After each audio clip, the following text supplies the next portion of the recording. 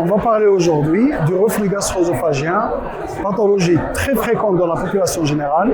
Il s'agit de la remontée du contenu de l'estomac dans l'œsophage qui va entraîner des symptômes et ou des complications. Dans la majorité des cas, on pose le diagnostic devant des symptômes typiques, le pyrosis qui est des brûlures rétrosternales ascendantes ou les régurgitations qui est la remontée passive sans effort de vomissement du contenu gastrique dans l'estomac.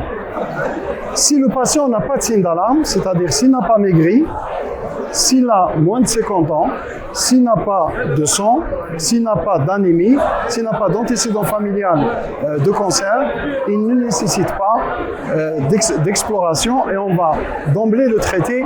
Le traitement consiste surtout à réduire l'acidité gastrique qui est responsable de tout le mal.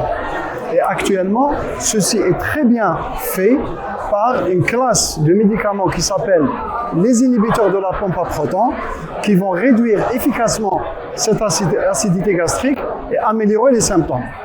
Parfois, il y a des manifestations atypiques ORL, telles que l'enroulement de la voix, telles que la pharyngite, la laryngite chronique, la toux, un asthme sévère comme manifestation pulmonaire, des douleurs thoraciques qui ne sont pas en rapport avec une pathologie cardiaque.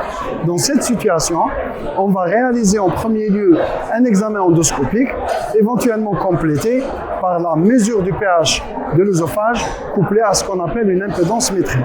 Avant de passer à l'étape du traitement, il faut confirmer le reflux gastro-œsophagien.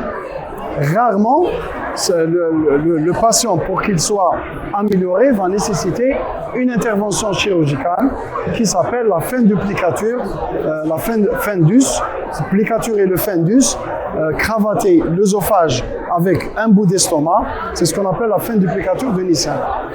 En Algérie, cette maladie, est-ce qu'elle est évolutionnaire?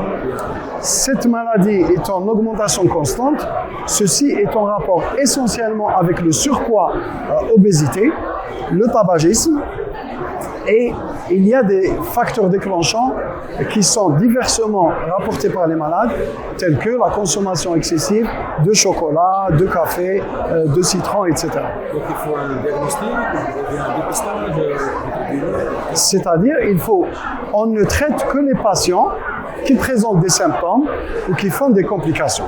Ça représente en gros 1/5 de la population, donc c'est énorme. Et en termes de thérapie, qu'est-ce que... En termes de thérapie, c'est les médicaments. La classe, les inhibiteurs de la pompe à protons, qui sont nettement supérieurs aux antiacides alginates et aux antihistaminiques.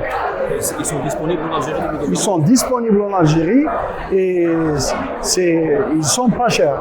Produits localement?